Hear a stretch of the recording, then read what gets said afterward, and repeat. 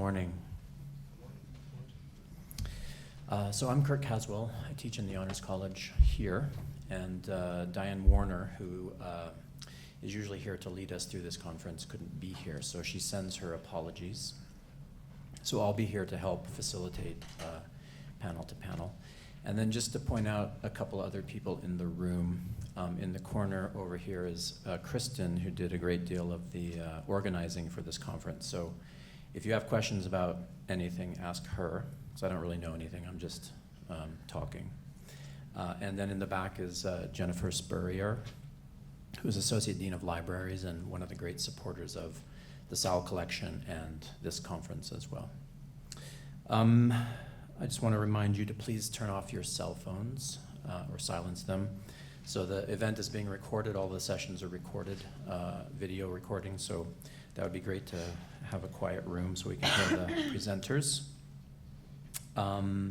There is an endowment that now supports the Sowell collection, and there are some forms over here on the table, and if you are interested in making a donation, you can do that through those forms, or you can go to the website for the library and find it there as well. And then outside the doors here, there's a table with books for sale from Texas Tech University Press. And a couple of those books are writers who are part of the Sowell collection, or at least close friends. Sandra Schofield, for one, whose papers are here. Gail Fulkins, who's her papers are not here, but she's a great friend of the conference and has been here many times. And Ro Wauer, right, who is a biologist, I believe, and his papers are part of the collection as well. So then this morning our first panel is from Sewell Ross, and I'm going to introduce Theron, who's a professor at Sewell Ross University and a writer and a scholar, and he's going to introduce the panel this morning.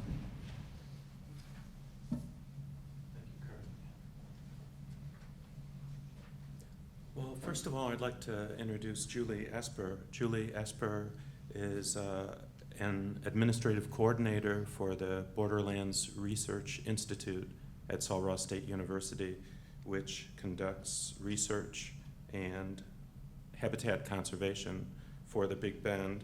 And she's also a master's student in natural resource management, English, and communications. She will be presenting on ancient and future wisdoms, ecofeminism in West Texas and beyond.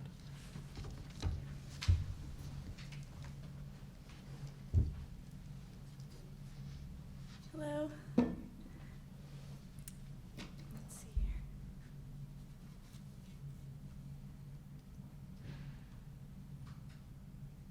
Okay. In 2015, in Alpine, Texas, Dallas-based Energy Transfer Partners held a meeting to assuage concerns regarding the looming Trans-Pecos pipeline.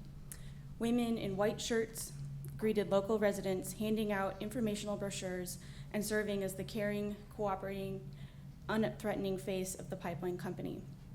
Men, the directors, managers, and consultants, were further back in the room. Men were the experts here, and when it came time for a Q&A with the public, in this meeting as in many others, it was evident that the nice women at the door were merely a manipulatively placed welcoming committee to offset mounting unrest about the proposed natural gas pipeline's environmental impact and the company's motives. This scenario reminds us that while we've come a long way with gender equality, women are often still removed from corporate decision-making and are instead entrusted with hospitality duty, note-taking, and in this case, artificial nurturing. Throughout much of history, the female figure seems to have excelled as a multitasker, a jack of all trades, but a master of none. We know that women are not masters of none in science, business, art, literally any field of study or skill. But furthermore, the woman's role as a spokesperson for the community seems to have a different story from that in the corporate world. If we look further into women's relationship with the environment, which is community, historians note that the first agrarian tools, digging sticks and grinding stones, were likely developed by Neolithic women in the Near East, as they were still managing the home and gathering plants for food while men hunted. So early on, women had a major role in agriculture and environmental management. Then there was a shift in agency. As agriculture boomed, so did population, and the feedback loop began of needing more offspring to perform agricultural labor and needing greater agricultural production to feed the increasing population, and so on. It's thought that as agriculture thrived and tasks were diversified, these shifts promoted the development of social and agricultural hierarchies, leaders with greater authority, and a weaker social equality between men and women. Since the late Neolithic period, men now have far more influence in agriculture and commerce. While the UN estimates that women perform 70% of the agricultural labor in the world, they are rarely the movers and shakers in today's industrial agricultural complex. And here I have a quote from Rachel Carson's Silent Spring. "There is no dearth of men who understand these things, but these are not the men who order the wholesale drenching of the landscape with chemicals. And where are the men who supposedly understand the value of proper habitat for the preservation of wildlife? Too many of them are to be found defending herbicides as harmless to wildlife because they are thought to be less toxic than pesticides." Rachel Carson talks about control men and research men. It's these men who managed agriculture. It's possible some of this word choice is, consciously or not, a way to defer to men's power in these situations, or the language Carson is accustomed to is a product of patriarchal 1950s America. Either way, this language exposes a common theme, a hesitancy to recognize very real inequities, particularly when women like Carson are working to be heard and respected in the man's world of industry and politics. A woman's body is the first environment, Mohawk tradition says. According to Kotze Cook, a Mohawk midwife and environmental activist, women have high stakes in the effects of environmental pollution. Women tend to have a higher proportion of body fat, making them particularly susceptible to lipophilic or fat-loving toxins, such as persistent organic pollutants. As their bodies nurture children in the womb and after birth, contaminants are passed on through the uterus and through breast milk. Environmental contamination becomes a women's issue in many regards, partly because women are biologically required to play this initial intimate role of caring for the offspring that will carry on the species. It's an immense responsibility, yet one that comes with surprisingly little choice about the environment she provides. Toxins can accumulate in her adipose tissue and remain latent for 25 to 75 years. When pregnant, 60% of the nutrients for the fetus come from the mother's adipose tissue, regardless of what or how much she is eating at the time. Therefore, contaminants she was exposed to years ago, possibly even in her own mother's womb, are passed through the placenta to her child. The work of questioning the safety of such pollutants and the validity of systems that disrupt our environment is often the work of women and of others who are marginalized by corporations, governments, and other powerful entities. We can see this in the research, writing, and action of Rachel Carson, Sandra Steingraber, and the late Berta Cáceres on the national and international level, and the women like Fran Sage, Susan Curry, and Lori Glover here in West Texas. Grassroots activist organizations seem to be good places to foster inclusiveness and to reset imbalances. Among the men and women in activism, says local environmentalist Lori Glover, there is a big effort to include and equalize. These activist groups allow women and Indigenous, LGBTQ, and racial minority groups to have a voice. While corporations are only just beginning to hire a more diverse workforce at the executive level, grassroots organizations are ahead of this trend. You take who shows up, says Glover, and women have been showing up, and so have other pushed aside groups. In the Big Bend region of Texas, Glover estimates that half of the people at rallies and meetings regarding the Trans-Pecos pipeline and other environmental meetings are women. And local Lipan Apache tribal members, as well as members from other Native tribes, have asserted their presence through dance and protests near the projected pipeline locations in Brewster and Presidio counties. Worldwide, there is a strong cohort of an indigenous people, including men and women, young people, and non-heterosexual individuals, all environmental advocates in their regions. The female activists here in West Texas are adamant to include diverse voices as well. When asked what motivates them to devote so much of their lives to environmental causes, and they devote a lot, pouring their energy into research and persistence that equates to a full-time job, these women say, "We want to protect. We're nurturers." To some degree, they identify their femaleness with these tendencies and with their concern for the environment. This caring attitude opposes what Carson identified as a man's war against nature. Yet we keep discovering nature is the ultimate expert, and people who have lived in sync with nature's systems are the experts in their regions. As a species and as a part of this ecosystem, we are remiss to ignore their ancient and current wisdoms. Perhaps the constantly evolving ideology of feminism, with its most fluid, open, and adaptable boundaries, can put us back in touch with the experts. Like feminist studies, activist culture seems ready to take on this openness. It's the perfect place to blend boundaries between gender constructs, economic and racial differences, and between the mythic and the scientific. Now and in the future, the scientists, as well as the activist role, will be to reintroduce indigenous perspectives that have been all but obliterated. The native has been replaced by the scientist, and the politicians, the poets, the biologists, and all of us have the responsibility to utilize ancient wisdom guided by ancient values. In many cultures around the world and throughout human history, the water and the land are referred to as feminine entities. Native Honduran Lenca tradition holds that the rivers and streams are watched over by the spirits of little girls. This is a vastly different worldview from that of our civilized, industrialized cultures. It's a worldview where women, and not just women but children, have the power and wisdom to protect the most essential resource for life. This goddess-like image is an immensely empowering one, and it has deep roots in the ancestry of the human species. But can the female goddess or Mother Earth survive in a modern world where capitalism, patriarchy, and racism wield such far-reaching methods of control? Is resurrecting the idea of nature as feminine a true and truth-seeking endeavor? Perhaps we might gain more leverage and still be true to our ancestors if we progressed this feminine nature ideology into the modern era. This is an exciting time.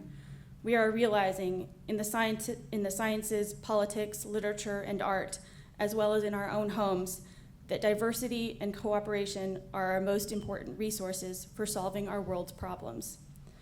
Like Frankenstein and his monster, our own power for scientific creation has run amok before we could adapt to it. But we can adapt. As Donna Haraway poses, we need to start by imagining a utopian post-gender and non-anthropocentric world. We need to recognize that gender constructs, including the nurturing feminine ideal and the aggressive masculine ideal, are essentialist and exclusionary. These constructs are part of what Haraway identifies as a border war, where the stakes have been the territories of production, reproduction, and imagination. Rachel Carson's interrelationship perspective with concern for all life, not just human, and today's leaders in the evolving environmental and social movements aligns with Haraway's view of shifting pleasurably uncomfortable boundaries. If there is to be a multi-species eco-justice, says Haraway, which can also embrace diverse human people, it is high time that feminists exercise leadership in imagination, theory, and action to unravel the ties of both genealogy and kin and species.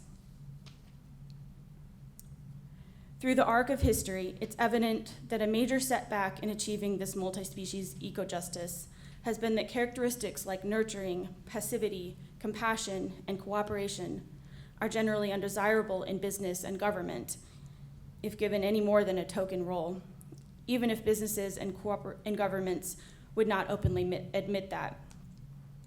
And women are seen as weak because they do tend to have these characteristics. We need, as Haraway says, to blur distinctions between these traditional male and female personality traits.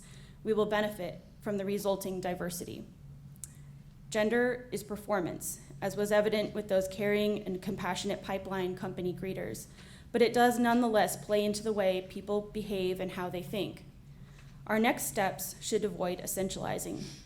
We need to recognize that men and women have shared attributes, that the very essence of identity thrives in the boundaries, where connectivity and electrical charge allows us to adapt, survive, nurture, and resurrect. Thank you. Thank you.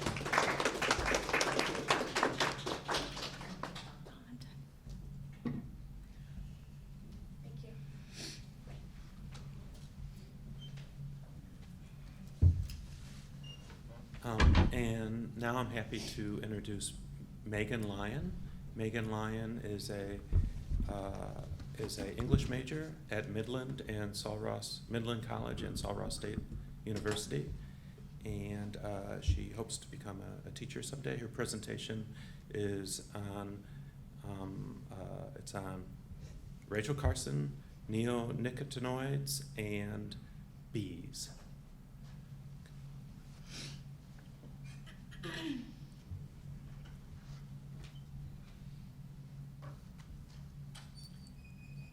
The book Silent Spring by Rachel Carson was and still is a warning of how our advancement as humans will affect the environment.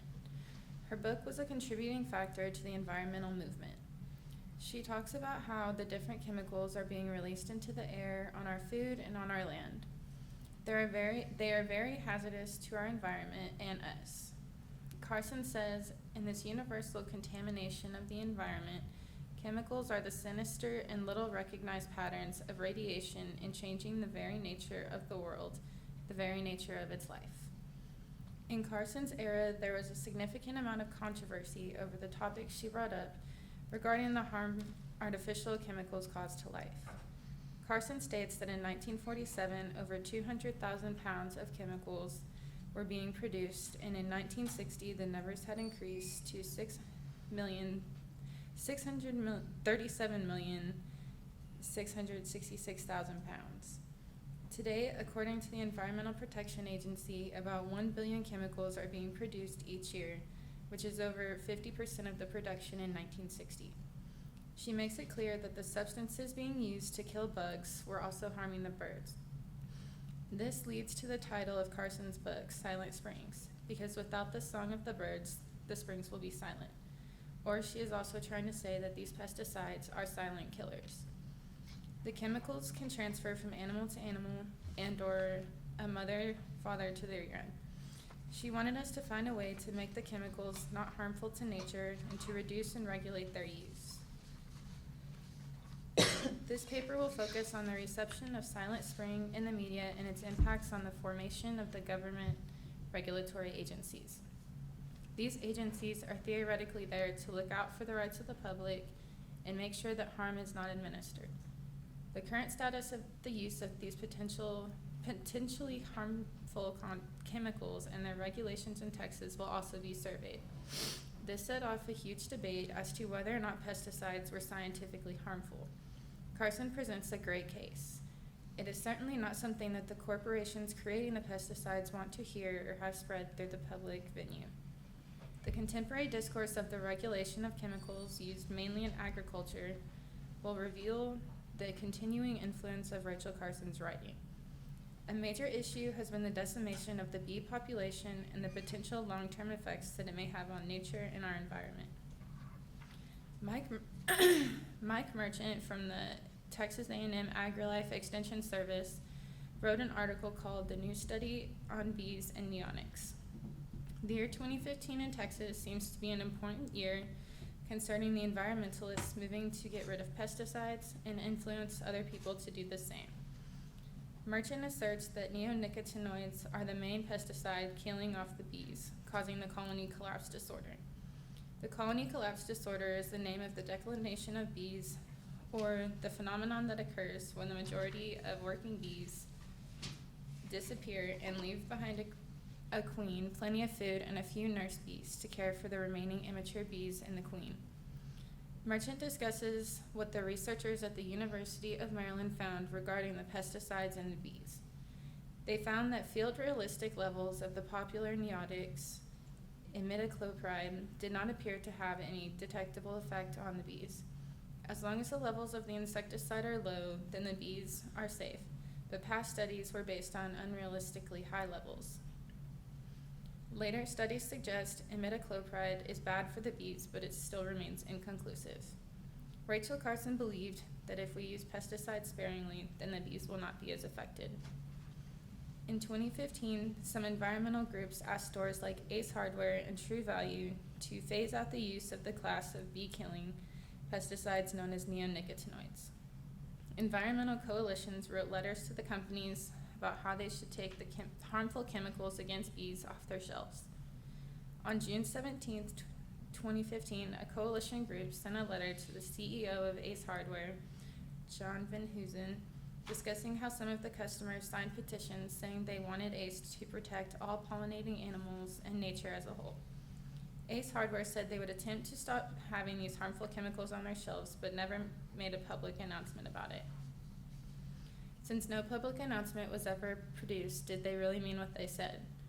Other stores such as Lowe's, Home Depot, and Walmart did go to measures to try and get rid of any neonicotinoid insecticides on their shelves. The container of pesticide may say that it is bee-friendly, but most of them contained high levels of neonics that are harmful to bees and other pollinating animals. While other stores, nurseries, and landowners tried to change the chemicals used on their plants and crops, Ace Hardware had still not come out with an announcement. The stores that took on changing these issues helped influence other environmentalist groups, push others to use these chemicals less. Bayer is a company that is known for the selling of neonicotinoids. The company claims that they do not sell any products that are killing the bees, but this is not the case.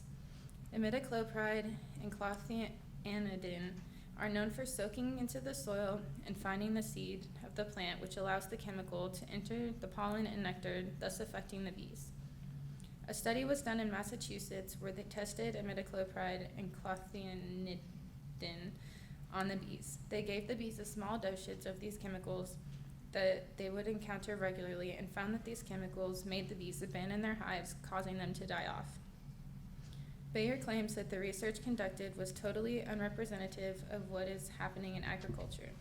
If we could just get more educated literature out to the public, maybe more people would take a stand and put pressure on these companies to change and create more earth-friendly products that would be environmentally friendly to everything, including bees. Monsanto is another corporate company that is known for selling its famous weed killer, Roundup. Roundup is used to prevent the growth of weeds. Glyphosate is the primary ingredient in this product, which is said to contribute to the declination of the bees. It is used in over 100 different countries, and billions of pounds of this chemical are sold each year worldwide. Farmers treat their corn, soy, and cotton crops with Roundup and can do so thanks to Monsanto. Monsanto also makes genetically engineered seeds that are resistant to glyphosate. Many studies have been done regarding the glyphosate chemical, and the findings have not been good. A study done by the Journal of Experimental Biology in 2016 showed that Roundup is preventing many honeybees from finding food in fields, reports Glyphosate News, which is causing them to starve and die. Researchers think this chemical affects bees' ability to pollinate and can poison an entire colony. Even if the smallest dosage of glyphosate is used, it still affects the bees and how they work. Not only are the seeds coated with this chemical, but it has over time found its way into the air, water, and soil. Beekeepers tend to place their hives relatively close to these farming fields so the bees can pollinate and harvest better. When farmers are using this pesticide, they use lubricants that turn to dust as the machines roll across the fields. If they can figure out when bees tend to work and pollinate, they can create a schedule so the chemical is not being used while the bees are active. If farmers and beekeepers would just work together, perhaps some of the tragedy would be prevented. Earlier this year, it was made official that Bayer and Monsanto were merging together to become one company. Each company has been very good at greenwashing and promoting their products. Bayer created a bee care center, and Monsanto created a bee summit. Bayer claims that it has always been bee-friendly and has been so for over 20 years. As mentioned above, studies have proved that the chemicals Bayer sells have contributed to the bee loss, and Bayer refuses to admit it. While they are under attack for the selling of these toxic neonicotinoids, they decided to state that if people read the instructions, then they would know how to properly use the chemical to where it doesn't affect the bees.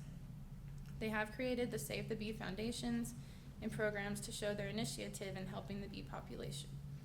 Proof of this can also be seen in the stores because they are selling bee-friendly seeds with the neonic pesticides. Bayer also donated $5,000 to Sulross to fund research on the flowers that bees pollinate. These companies have too much to lose if they admit destruction of their chemicals. Each company makes about $6 billion a year selling these pesticides. They try to show their good side through donations and fundraising, but it is all a facade. The University of Texas at Austin did a study to see how much the decline of bees would affect Texas cotton crops. Texas produces 25% of the United States cotton, and the southern part of Texas takes about 15% of that. The researchers focused on South Texas and said by increasing the natural pollinator population, bees would boost cotton production by up to 18%, yielding an increase in annual revenue of more than $1.1 million. They said that farmers should decrease their pesticide usage, especially during the day because that's when bees are trying to pollinate. Today, a lot of the cotton produced is genetically modified from the safe seeds, but they do in fact contain these neonicotinoids. While organic farmers try to stay away from the use of neonicotinoids, they cannot help the fact that their crops are being contaminated by the wind or soil. The farmers are fighting the companies selling these pesticides and seeds. They want them to be banned and having things grown naturally again. Maybe if enough of them come together, then they can make a dramatic difference and help the bees. It is hard to believe that a tiny little insect like a bee could make such a difference in the broad spectrum of life. Every aspect of our world needs to work together properly in order to survive. Thank goodness there are people out there like Rachel Carson who never give up. They understand the importance of protecting our world down to the littlest insects. Corporations are making money. They create things that will help them make more money. Bayer and Monsanto are no exception. They are willing to overlook something that will be affected in the long term for short-term benefits. We need our little bees buzzing around doing their jobs. They need to be spreading pollen all over the place.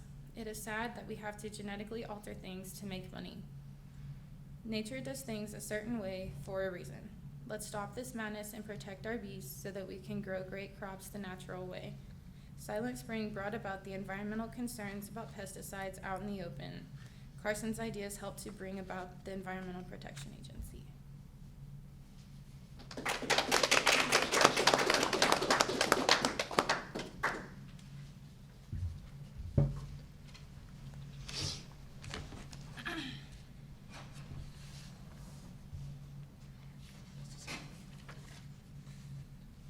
Now I'd like to introduce Lindsay Keeling.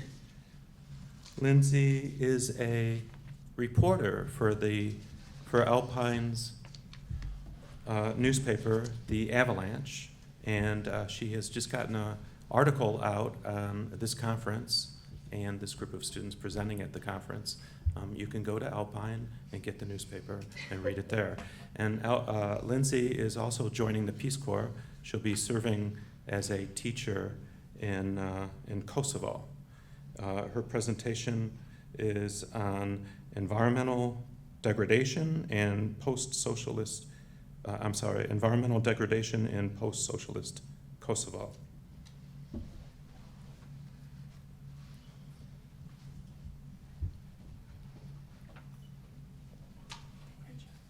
Thank you, Theron. So today I'll be talking about post-socialist environmental concerns in Kosovo, and that can mean a whole lot of different things. One thing that comes to mind for me is that in this region, not just Kosovo, but in the Balkans region in general, they have a lot of outdated technology in their energy power plants. So a lot of the pollution is coming from outdated technology, and a lot of these are emerging nations that just don't have the money to invest in either updated technology or renewable energy. One thing I didn't think about when I was putting together my PowerPoint was that I don't know if everybody knows exactly where Kosovo is located, but Kosovo is a small country in the Balkans. Macedonia is to the south. If you keep going further south, you'll hit Greece. And then to the west is Bosnia. So just to give you an idea, this is sort of what the region of the world looks like. And Kosovo is also a landlocked nation as well. Let's see. Okay. In 2017, Kosovo broke the record for air pollution. Its capital, Pristina, was filled with so much particulate matter and firewood smoke that the air was unhealthy to breathe at 70% of the time. Again, for several days in 2018, Pristina was in fact the most polluted city in the world, according to data provided by the U.S. Consulate's Pristina Air Quality Monitor. This tiny capital in the Balkans of 200,000 people briefly rivaled the pollution in New Delhi and Beijing, sprawling cities with populations in the tens of millions. How did this happen? So at the beginning of this year, in January 2018, it was really the last 3 days of January in Pristina, the particulate matter in the air was worse than it was in New Delhi and Beijing. And most people know that these are some of the most polluted cities in our world. The capital of Kosovo is only a country of the capital only has 200,000 people, and Kosovo itself is a very small country. So this was very alarming data. And these are pictures of some of the smog. So once this data was released, I think people in Kosovo have known for a long time that air pollution in particular is a serious issue. But 2 years ago, the EPA started monitoring the air quality in Pristina at the US Embassy. And even though Kosovo government had their own data, for some reason when the EPA released this data, people took it more seriously. And there's a little bit of, I guess, controversy around that. Like, why does the US have to release this data for the government to take action? But these are some pictures of, this is a dog wearing a little mask. This was during some protests. And then the second photo is a man cycling through the smog. It looks like fog, but it's actually smog. Let's see. So Kosovo is still a country in its infancy. In fact, its neutral status asterisk, so at UN conferences, Kosovo has a little asterisk next to it. Its neutral status asterisk means that it is not officially recognized by the UN, or by Serbia for that matter. And just like the entire region that encompasses the Balkans, Kosovo is still navigating the waters of developing its government while progressive issues such as environmental protection are coming to light. Having just celebrated its 10th birthday, Kosovo is a new country that is actively putting its war-torn history behind it and engaging in activism, both political and environmental. So 98% of electricity generation in Kosovo comes from two old, inefficient, and highly polluting lignite-fired power plants, which are called Kosovo A and Kosovo B. In fact, Kosovo A is the worst single-point source of pollution in Europe. These plants are the #1 cause of the serious air pollution problems in Pristina. I think for a while, the government was talking about cars being serious pollutants. A lot of cars in Kosovo are very old. We have a lot of diesel engines in Kosovo as well. And in fact, in some cases, in the Balkans in general, the old diesel cars are being brought to Eastern Europe. And so in a sense, the West is sort of importing its pollution issues to the East, which can be seen as an issue as well. So the two coal plants in Kosovo, Kosovo A and Kosovo B, they're lignite coal power plants. And most people probably know that lignite is brown coal, which is the most polluting coal that we have. But the reserves of lignite coal in Kosovo are massive. I think it's the 5th largest lignite reserve in the world. So it is their major resource. And this is one of the reasons why they've been so dependent on it for so long.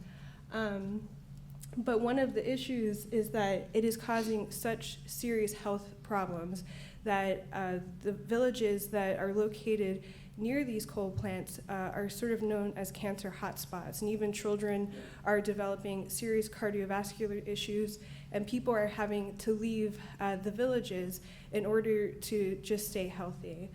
And another problem, another sort of moral problem, is that there have been some resettlements of these villages where people have been forced to move away because of the serious air pollution, and they haven't been compensated, or they haven't been sort of taken care of by the government in a way, and they have, these families that have had to move have had serious consequences, like economically, emotionally. So that is another issue with these power plants. Sorry, I keep going the wrong way.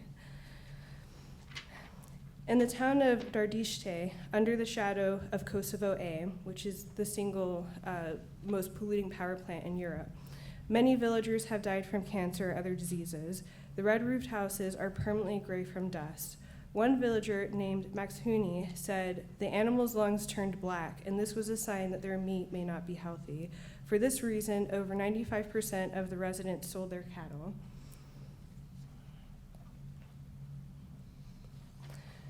And this slide mostly talks about the rates of death or illness. In Kosovo, it is estimated that 852 premature deaths and 318 new cases of chronic bronchitis occur each year. In the capital of Skopje in Macedonia, there's also premature death. If you look at the premature death rates in the Balkans compared to EU countries or the US, they are much higher. Bosnia also has the 5th highest incidence of death by air pollution, and it is one of the rates there of lung disease are among the highest in the world. It's behind Bulgaria, Russia, and Ukraine. In 2016, thousands of people took to the streets of Skopje, which is the capital of Macedonia, Tuzla, and other cities across the Western Balkans to demand action on chronic air pollution plaguing their communities. A new briefing shows that to a large degree, these recurring smog events are the result of national authorities' protracted inaction. In fact, a recent study by the Health and Environment Alliance found that 16 aging communist-era lignite plants in the former Yugoslavia emit as much pollution as all of the European Union's 296 power plants combined. I think this is just a really good point that the countries in the Balkans and in Eastern Europe in general, they have very old power plants. A lot of this is just because these countries are poor. They don't have the money to put new technology into these power plants. They're also still emerging out of a very serious war that happened in the 90s. And a lot of these countries are trying to get into the European Union. And one of the issues is that the EU has very strict requirements for how many CO2 emissions a country can release. So if you're already a poor country and you don't have the technology to have, I guess, power generating coal plants that aren't going to be serious polluters, it almost becomes a problem of status. If it really should be everyone's responsibility. The EU should be involved in helping these emerging nations to update their technology, to provide cleaner energy, and also just to provide electrical power in a way that is not making the residents sick. So in January of this year, hundreds of people showed up in Pristina to protest, calling on government to come up with solutions. There have been protests in Pristina and in different parts of Kosovo for the past 2 years, but in January, hundreds of people showed up. There are a lot of journalists and reporters writing about this issue. You can Google Kosovo air pollution, and you'll see journalists from many different websites, Balkan Insight, Pristina Insight. I think finally, the U.S. finally reported on it. I think USA Today reported on the issue in March. But it's a problem that people in Europe know about, but the US is not as informed about it. At the end of 2017, an American company, Contour Global, signed a $1 billion contract with the government of Kosovo, backed by the World Bank, to build a new coal-fired power plant with updated technology. Kosovo's is the only coal plant being considered for World Bank support anywhere on Earth.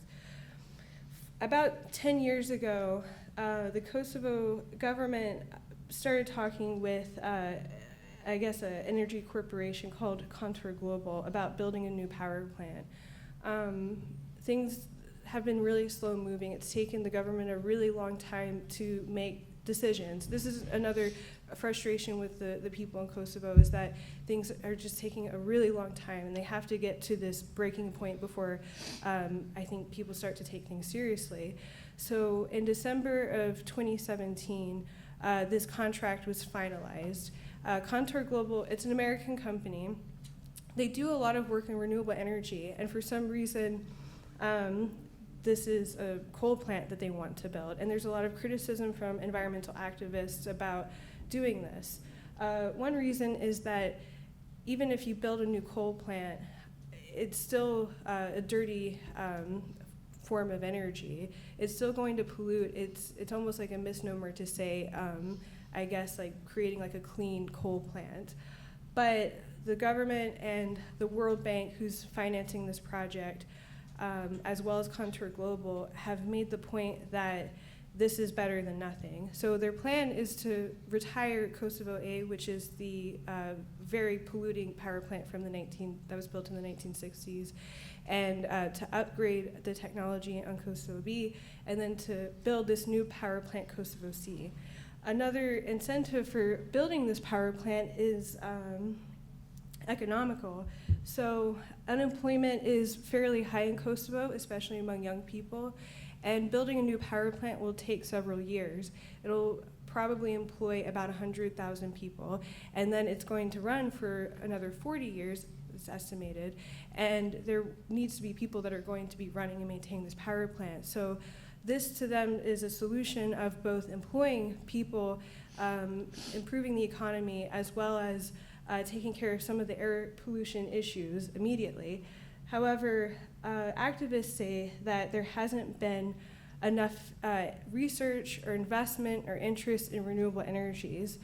This one Institute for Energy Economics and Financial Analysis say that the U.S. should cease its support for the misguided introduction of a costly and outdated form of electricity generation, and that they say that the World Bank should instead invest in the development of renewable energy and energy efficiency in Kosovo. There have been a lot of not studies, but there have been a lot of investigative reports from The Guardian. This is one from Pristina Insight calling this new coal plant the new Chernobyl. There's been a lot of people talking out against this. However, the contract's already been signed, it's moving forward. I don't know if there's any possibility of doing anything different. I said at the beginning that 98% of energy it comes from coal in Kosovo, and the other like 2 or 3% comes from hydroelectric energy. Again, the World Bank stopped financing coal plants around 2013, and a lot of people think it's a little strange that this is a project that's being financed by the World Bank. The World Bank and most financiers in general are moving away from this type of energy. And environmentalists fear that the investment in coal could backfire, as governments may be forced to spend hundreds of millions of euros more to upgrade plants to meet EU environmentalist standards as countries progress towards membership of the bloc. Environmental activists believe that this region needs a long-term vision that prioritizes carbon-free energy generation sectors, which put energy efficiency first, use cleaner or alternative fuels for all modes of transportation, and strict enforcement of air quality standards. Kosovo really wants to join the EU, and in order to do that, they need to reduce their carbon emissions. There is no way that they could enter the EU at this point. In fact, Kosovo may inadvertently be polluting other countries in the EU because of the way that they're having to get energy to the people.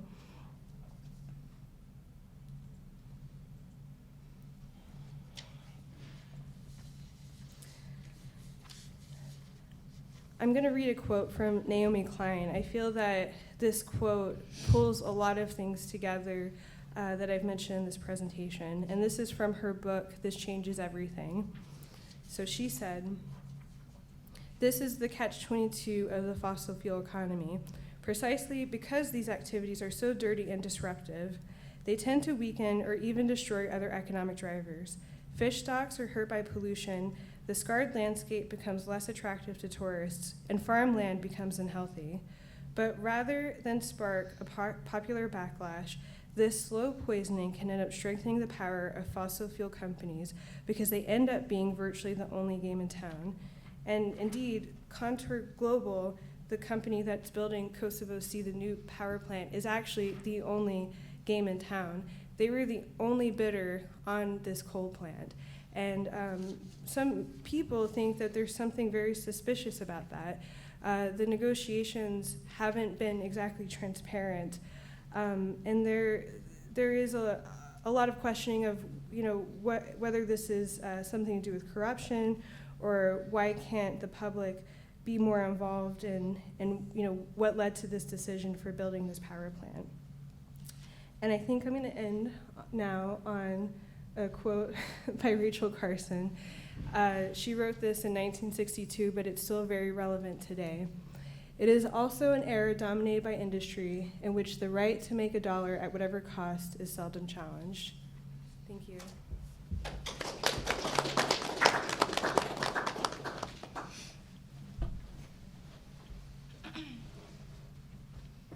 Now I'd like to introduce Michelle Ramos. She's the good English major.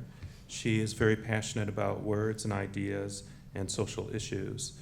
And she'll be speaking on Charles Darwin and humanity's unnatural selection.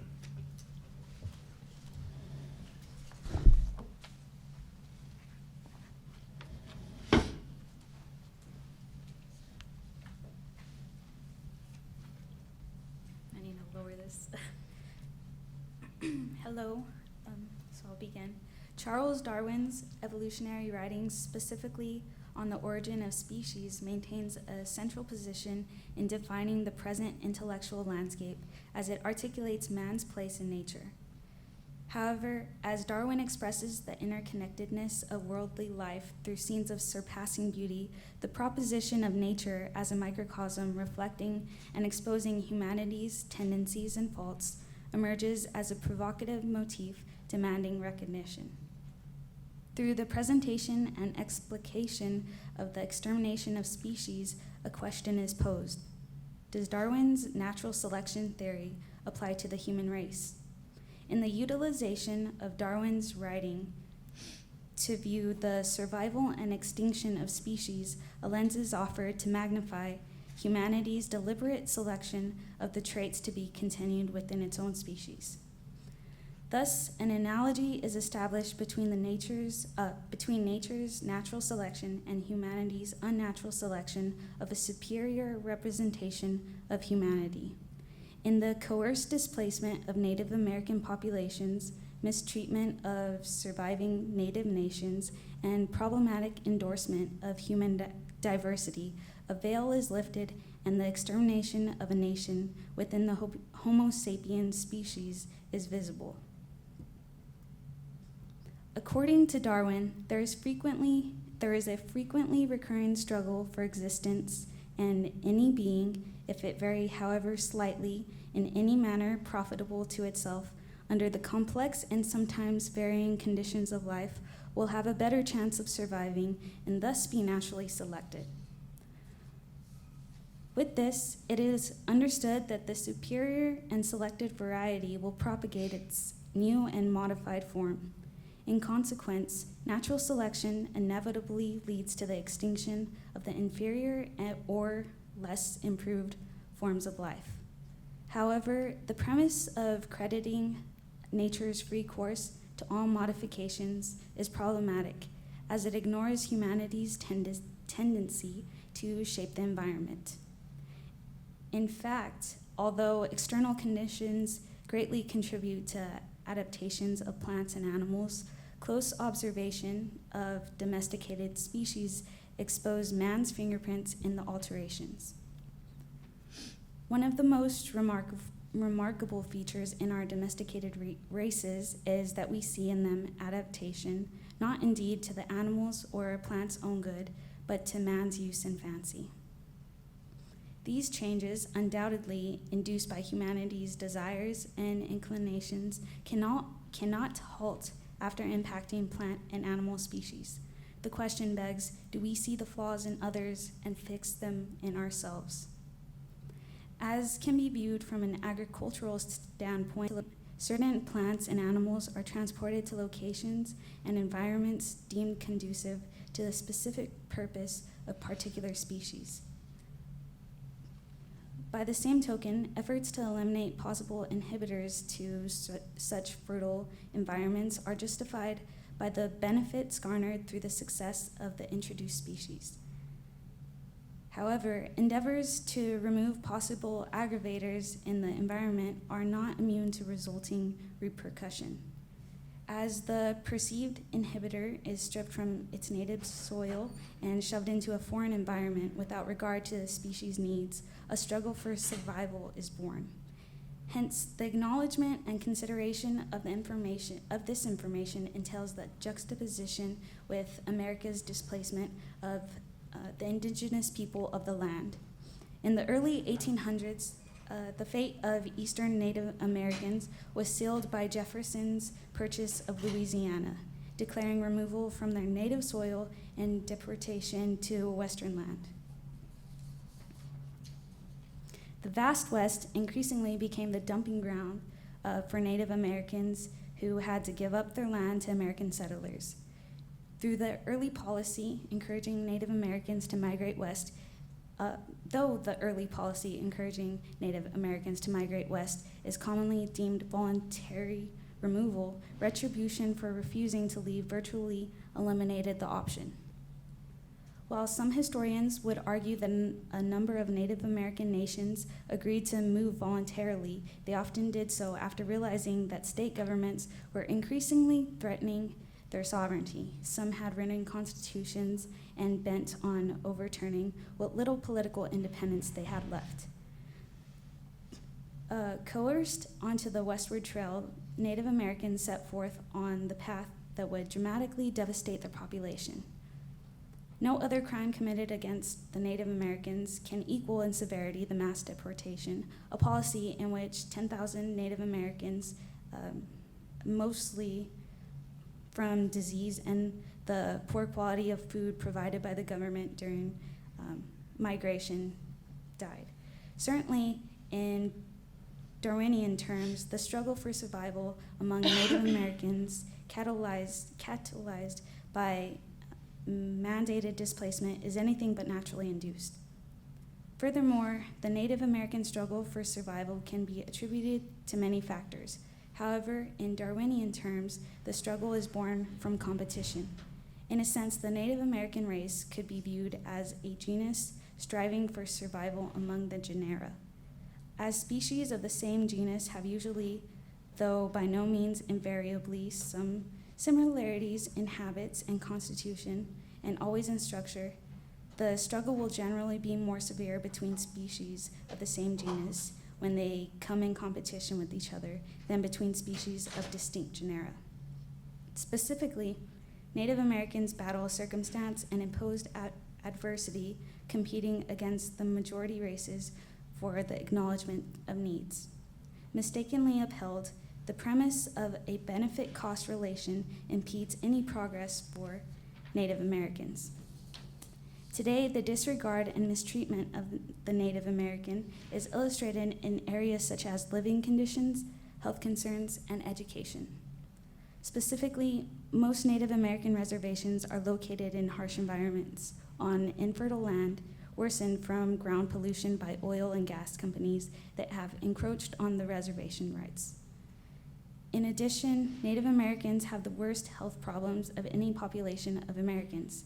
Infant and child mortality rate is the highest, life expectancy the lowest, alcoholism and drug use is widespread, fetal alcohol syndrome and sudden death syndrome is unsettlingly common.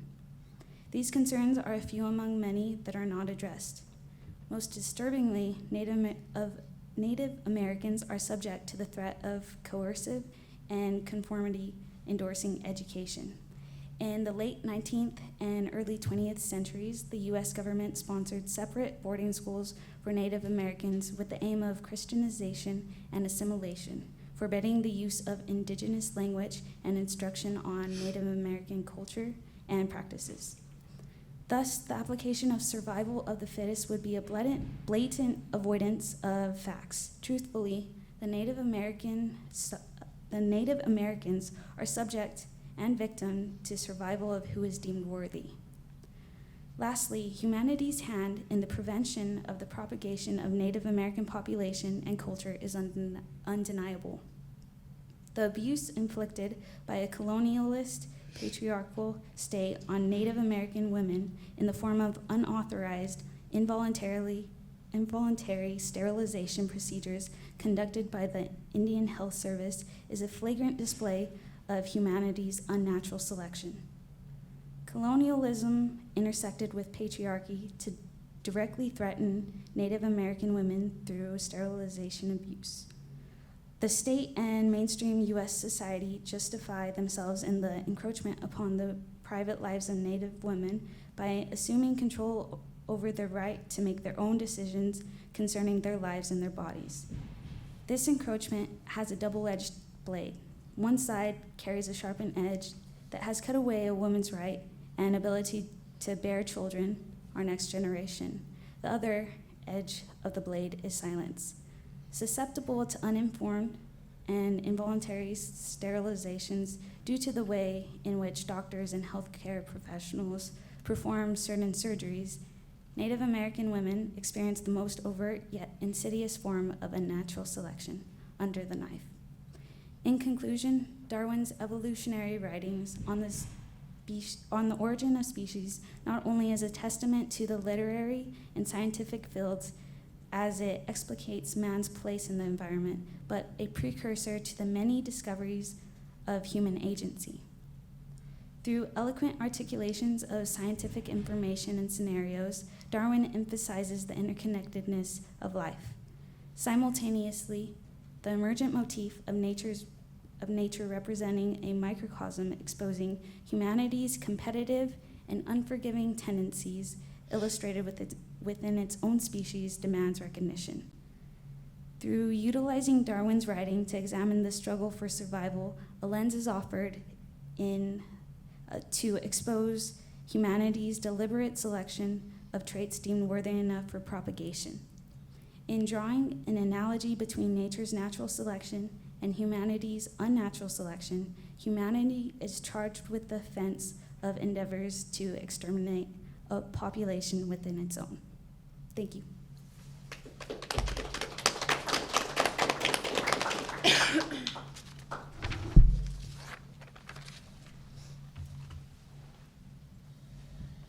And now I'd like to introduce Raleigh Darnell. Raleigh is the thesis coordinator and editor for the Graduate College at Sowell State University. And he is a master's student in English, and he's just beginning a master's thesis himself on the herbaria and the greenhouses of the Chihuahuan Desert area. He is a lover of literature and a lover of writing, and as a professional botanist, he is also interested in plant propagation. He'll be presenting on Alexander von Humboldt's herbaria and greenhouses.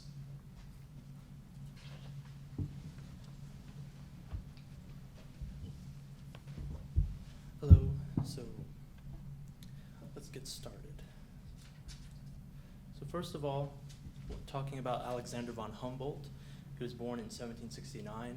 And as far as his worldviews, he blended Romanticism, which he got from Goethe, and he got empiricism from a host of people and colleagues, including Wildenau, who was his mentor in botany. But he took those different ideas together, and he made what Laura Dassau-Walls calls empirical holism. And so that has to do with out in the natural world, with our senses, what is observable. He takes a fact, but he's not interested in just finding that one fact. He's interested, how does that fact connect with this fact and this fact? And it's using our senses and our intellect together.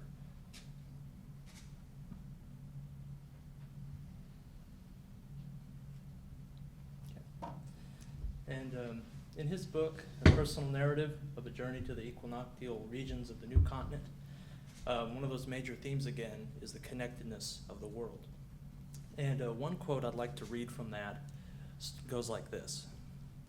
When, after traveling for an hour, we reached those palms standing like masts on the horizon, we were amazed to realize how many things are linked to the existence of one single plant. The wind, losing its force as it strikes leaves and branches, piles sand round the trunks. The smell of fruit and the bright green of the leaves attract passing birds that like to sway on the arrow-like branches of the palms. All around you hear a murmur of sound, opposed by the heat, oppressed by the heat. And used to the bleak silence of the llanos, you think you feel cooler just by hearing the sound of branches swaying. Insects and worms, so rare in the llanos, thrive here so that even one stunted tree, which no traveler would have noticed in the Orinoco jungles, spreads life around it in the desert.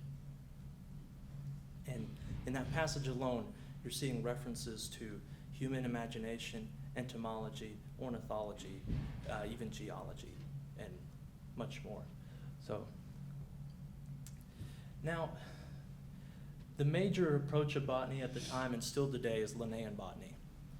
And it's a floristic approach. So Linnaeus was looking at the flowers as far as morphology and anatomy, looking at the sexual organs of reproduction. And it's based on a species by species basis. And the image behind you here, this is what a modern herbarium, how they're arranged. They're arranged first in metal cabinets by family, and then by genus, and then by individual species in these leaflets. Now, for Humboldt, he took on and made his own plant geography. He was one of the ones to really start this. And he went for a vegetative approach when it came to botany, and that has a lot to do with looking not just at individual species, but looking at populations of that species, looking at plant communities, other species, how they interact with each other, how they interact with the environment. And he has a crazy look in his eye, doesn't he? Joseph Banks was the original operator of the Royal Botanical Gardens under King George III. He was a major supporter of international science. He believed that science should be something communicated across borders without nationalistic agendas. And within what was then the British Empire, every captain knew the name of Joseph Banks. It was like a calling card. And he had collectors from all over the world. So as soon as they mentioned his name and what these specimens were for, that's where they would go. So Joseph Banks helped Humboldt in encouraging him to go on his voyage into South America. And another colleague that he met was Thomas Jefferson. It was on his way back to Europe. He stopped in the US at Washington, D.C. And of course Jefferson was interested in the sciences, but there was an odd mix-up with international science as a theme. And this might be a point where we can begin to see more of where Humboldt might have been naive. Because there was actually a dispute between the border of Texas, whether it is the Sabine River or the Rio Grande. And Humboldt thought, here's America, a country of democracy, of equality, So let's just give them all this economic information and resources, population counts for Mexico. And of course, Jefferson didn't complain about that. So in the personal narrative, this is where I get to the idea of really kind of a fear of colonialism that you can see in Humboldt's writing. So first of all, part of why he was even able to join, even to go to South America, was because of Spain and their approval. They actually wanted him to go to look for geological resources, minerals, gold, especially gold. A lot of people asked him about gold. And one of the lines that I think really sums up a sense of where he's coming from is he made the case that really native peoples of their own land should be their own geographers for their own place, as opposed to some European who doesn't know what's going on. So you see even the irony there, though, with the information that he would collect. Now, much later on, more into the Victorian age, the Kew, which was originally the Royal Botanical Gardens, would be taken under control by Parliament for the government. And that's when economic botany really took on a massive scale. So the British Empire was expanding, and part of why they were able to expand like they did was because of botany. This was, again, before a lot of synthetic materials could be developed. So they did a lot of plant collecting all around the world and were testing for marketability for all kinds of resources. But what this meant was that their research in developing these plants for agriculture and industry, they would take these plants and send them to other different colonies around the world.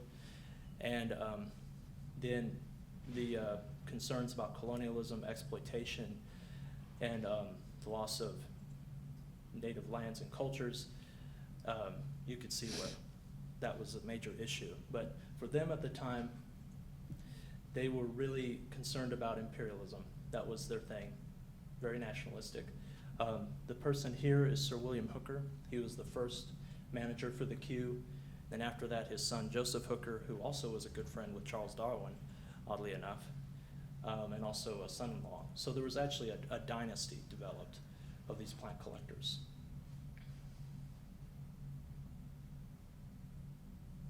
There you go. Now, oh, that went back. Okay. Now, the thing about the personal narrative, too, is even though Humboldt had these real mixed feelings when it came to colonialism and it came to religion and how it was affecting native populations, for some reason he still felt compelled to go on this journey. And one passage I want to mention really draws home that even though he was for holistic thinking, even though he was in support of a vegetative approach and a holistic geography, he still used a lot of resources from tradition when it came to Linnaeus and the sciences. And so it goes like this. The classification of species, which we should consider as fundamental to botany and whose study has been facilitated by introducing natural methods, is to plant geography what descriptive mineralogy is to the rocks that form the outer crust of the earth. To understand the laws observed in the rocks and determine the age of successive formations and identify them from the most distant regions, a geologist should know the simple fossils that make up the massive mountains. The same goes for the natural history that deals with how plants are related to each other and with the soil and air. The advancement of plant geography depends greatly on descriptive botany. It would hinder the advancement of the sciences to postulate general ideas by neglecting particular facts. So, as far as greenhouses today and how they're used, they're becoming much more Humboldtian in scope. You're seeing more studies into the environment, into ecology, into entomology, even anthropology when it comes to propagating plants. And then you also have various ways they're using it for public education and outreach, conservation. Some examples that I can give is like the Sowell greenhouse. One of the professors there, Dr. Martin Terry, does research on peyote, and he collaborates with the Native American Church on those studies. And they're actually working now to create a system to where the Native American Church can grow their own peyote and be able to make it more sustainable that way. Then another example I'd like to give would be the Dutch. And throughout the whole history of greenhouses, they've been technological innovators. And now, of course, they're still a leader in agriculture, especially in greenhouse design. The tomato industry is a big one. And they really have taken full force of it on a large industrial scale. And then another one I'd like to mention would be military veterans. There's actually a study done with college students who were former military veterans, and they had a control group, and then they had a group that worked in greenhouses for a few months. And overall, there were positive responses. The general comment was there was a sense of peace and belonging, of purpose, and so there's even that human aspect of healing that can be brought on with working with plants. Now with herbaria, it's pretty much a similar thing. It's very interdisciplinary now. It's not just pure botany. You're looking at anthropology through ethnobotany. You're looking at entomology, ecology. Another avenue is climatology, when you consider the different flowering times of the same species at different times, or where they were collected, so where populations have moved. And the Sowell herbarium is a prime example.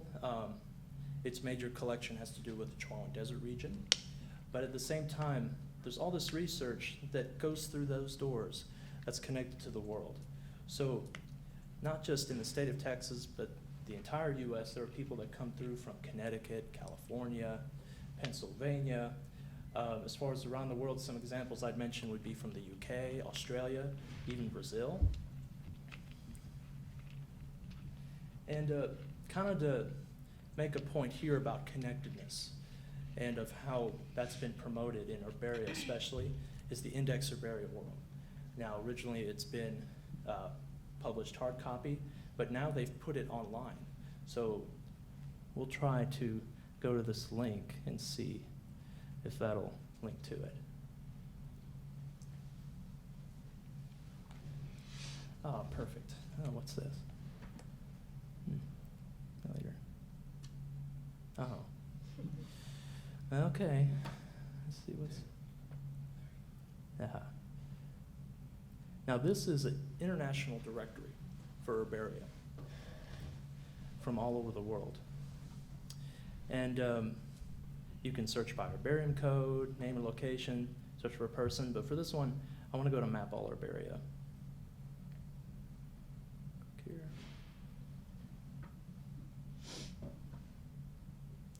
And so here's kind of a general image, the herbaria here. Let me see. Oh yeah, I want to go to the US. We'll zoom in. There you go. Going all the way to West Texas. And then here's the image here, Sowell State University. And then they have some details here.